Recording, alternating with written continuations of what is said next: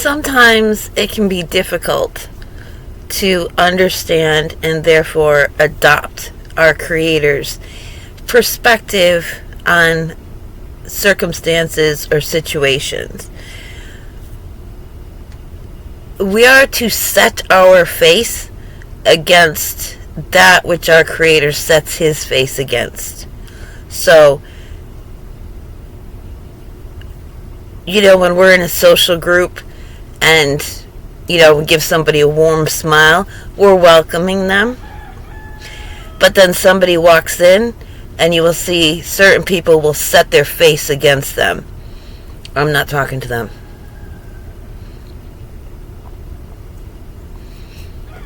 You can do that whilst still honoring their perspective.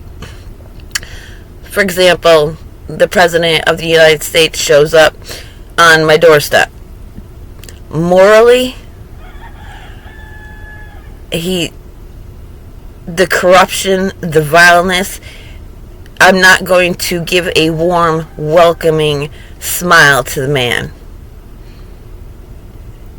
Our Creator has allowed him to be appointed to a position to use him for a specific purpose. A man who has outstanding morals is going to be a little bit more discerning in whom and how they kill. However, we don't have that, because to get in a position of power, one has to take the mark of the beast. They have to think like the beast, and they have to act like the beast. And so you have these beastly people in places of power. They are keeping order to it. I mean, if there were no laws, if you didn't have fear of a police officer, there would be we would all be victims constantly of violence. So now we take this to the people who call themselves Israel. They have been our example. He's made an example of them. And that is a weightiness that they would have understood when they took that on. Okay? So, yes, our Creator is following through with His promise to make an example of them. I discipline those whom I love, Scripture says. So He disciplines those who are going to be His sons. These are going to be His children in the kingdom of heaven. So He makes sure, and like Scripture says, 7 times or 10 times, they got more than what they deserved. So for example, you have your Zionist in power who engages in child sacrifice.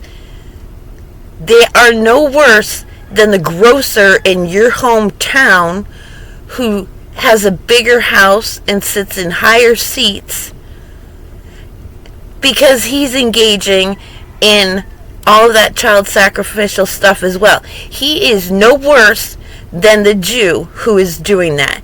Yet the Jew is going to suffer 10 times that. Are you understanding? The Jew's not doing anything worse than anybody else on this planet is doing. But they have been called there to make an accounting, to be made an example of. If you are supposed to be people for my name, this is what happens when you violate the name. Now, what about the name? We have a song. It's popular in our culture. It was for a while.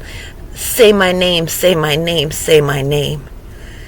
To have our names spoken off the lips of our lover, we key into that. We melt all over. We are helpless like magnets drawn to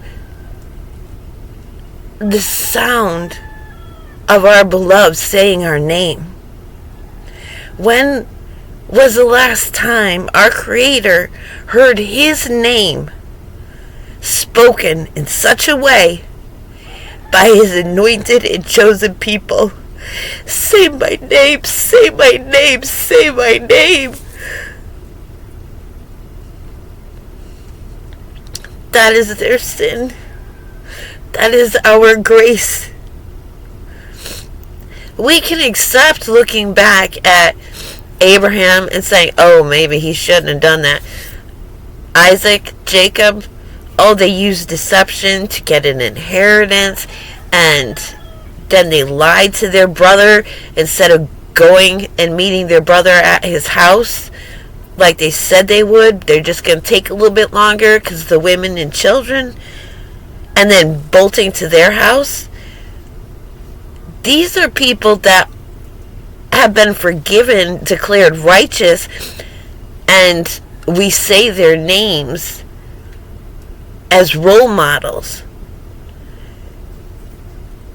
Joshua, who led them into the promised land when Moses couldn't.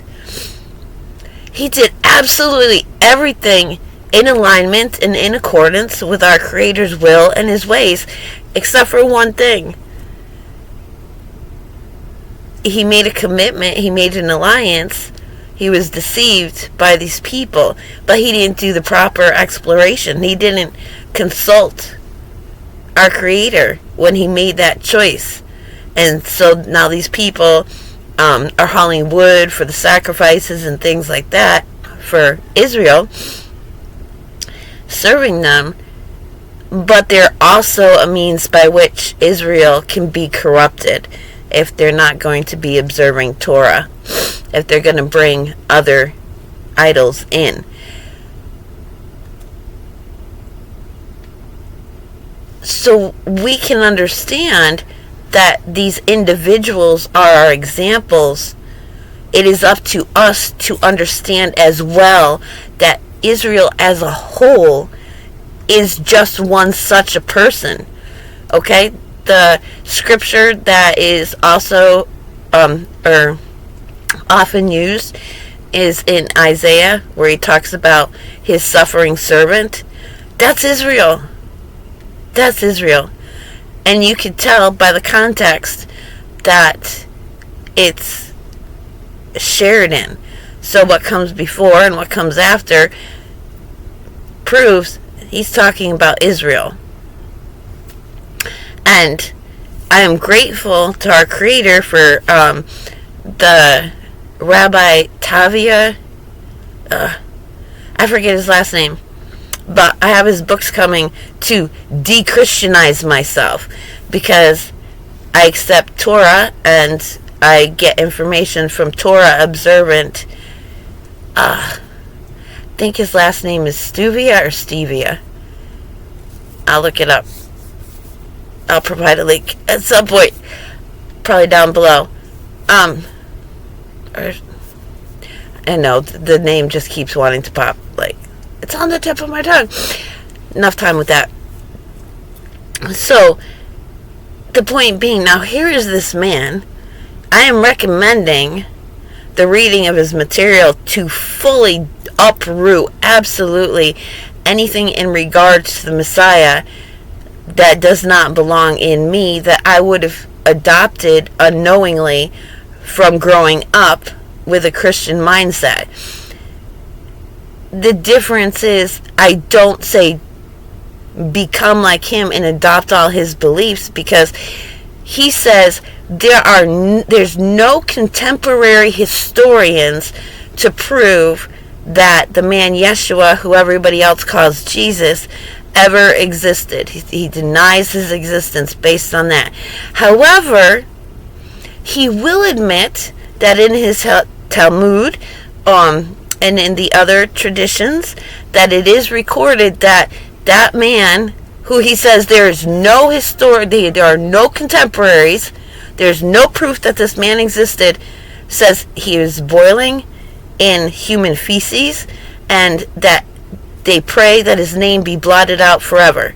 That's an awful lot of hatred and focus on somebody. That's almost as bad as the Quran, where every other sentence, every fifth sentence, or every 10th sentence says, and God has no son, and God has no son, and God. Even before Yeshua came into the picture, they were denying Israel as God's son.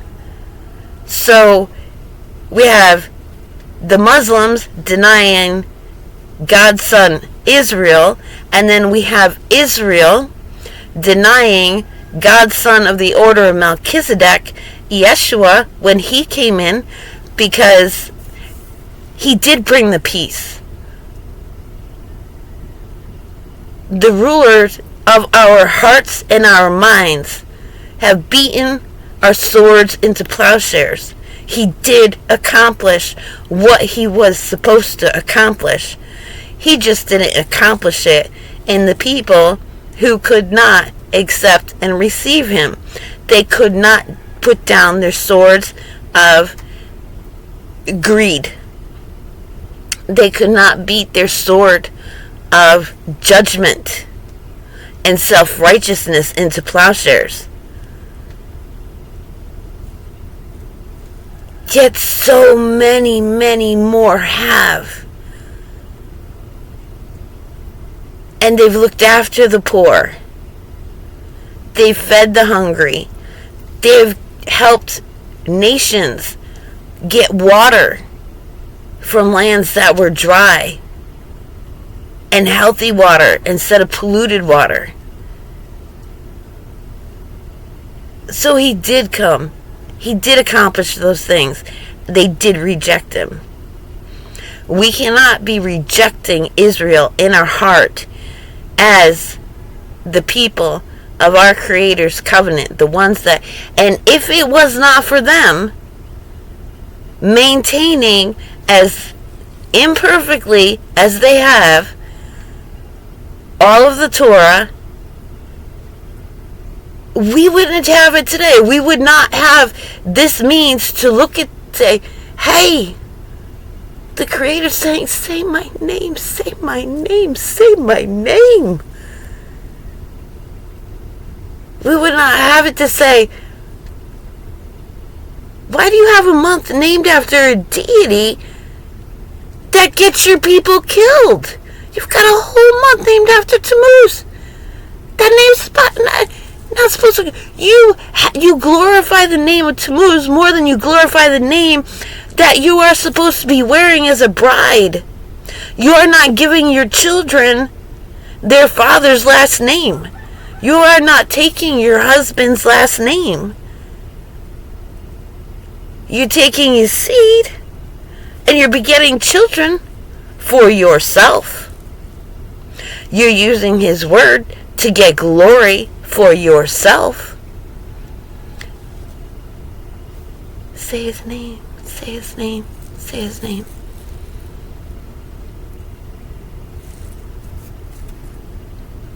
So the point is, do not hate your exemplar. This is not a reason to rejoice. If our Creator makes an example out of that nation, if the prophecy in Ezekiel is understood correctly, there's no reason to rejoice. Not at all. Because, you know what? We're next. We really are. And if he's going to be so firm in an example, making an example out of them, that he's going to take the righteous with the unrighteous, that they're going to all be killed, then I think we need to take ourselves, we need to self-examine. And when we see them fall, know that it's coming our way. Judgment is coming our way. Because we don't even do that. We don't have. When was the last time you introduced something about the Creator to somebody else to the level that the Tanakh and the books that they've preserved have been given to us. So in a sense, they have fulfilled their obligation, because this information is available to us, and that is going to be in their favor. That is how our Creator redeems us. He makes excuses for us, okay? Not deceitful, but just. They're receiving far more than the rest of us who have done exactly what they do. They're receiving far more punishment. And that, I believe, needs to be respected and taken seriously. And that while we would set our face against their bad behavior out in public and spiritually because of what they denied, however, not our hearts. Not our hearts. It says set your faces, not your mind, not your heart, your faces, your facade, your facade. Set your faces against them, not your heart and mind. That's two different things. It's like when we have a child who has acted out of line, we set our face. We look for reasons to show compassion and have a just response to whatever it is they have done that was wrong. And hopefully wrong in the sight of our Creator and not just wrong in our sight. So we are just with our children, hopefully. And we set our face against them. We take a stern tone when we need to. But we have a welcoming, a warm tone when we can greet them and invite them in. So there's a very, very big difference between setting your face against the people or hardening your heart and mind against them. Let our hearts and minds never be hardened against anyone, because they are all our Creator's creation. And they've all got a role to play. That way there, if I believe they all have a role, that means I can believe I have a role. And that helps me feel like I have a purpose, a reason for existence. And I do.